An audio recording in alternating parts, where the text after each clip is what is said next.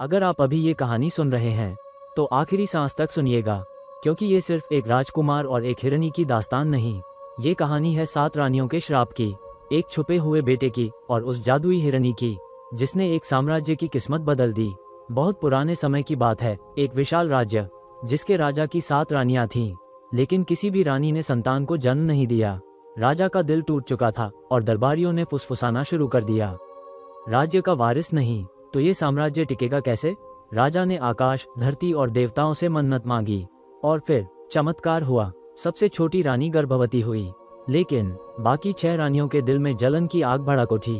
रात का अंधेरा, महल के गहरे कमरे में सबसे छोटी रानी ने एक सुंदर पुत्र को जन्म दिया, लेकिन बाकी रानियों ने मिलकर एक षड्यंत्र रच डाला। उन्होंने बच्चे को चुपके से उठाया और नदी में बहा दिया और रानी के पलंग पर पत्थर रख दिए। सुबह जब राजा आया तो उसे पत्थर देखकर विश्वास हो गया कि रानी ने अपशकुन जन्म दिया है।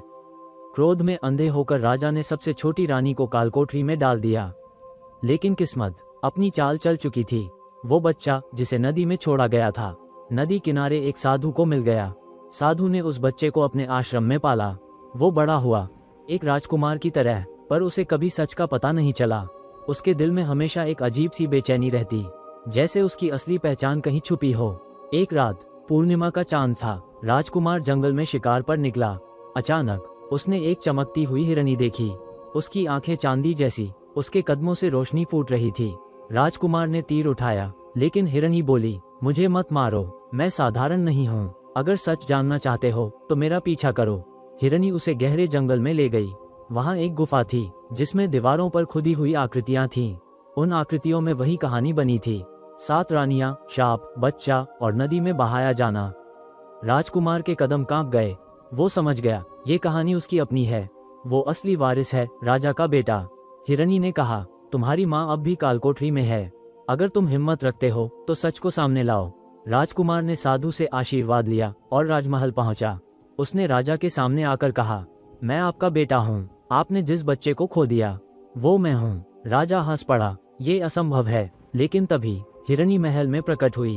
उसकी आंखों से तेज रोशनी निकली और पूरे दरबार में सच सामने आ गया। सभी ने देखा 6 रानियां साजिश में शामिल थीं।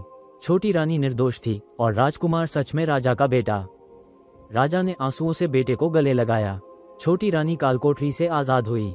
6 रानियों को राज्य से निकाल दिया गया और वो हिरनी जैसे आई थी वैसे ही रोशनी में बदलकर आकाश में विलीन हो गई, मानो उसने अपना काम पूरा कर लिया हो। ये कहानी हमें सिखाती है, सच को चाहे जितना दबाया जाए, एक दिन वो सामने आता ही है और ईश्वर हमेशा निर्दोष का साथ देते हैं।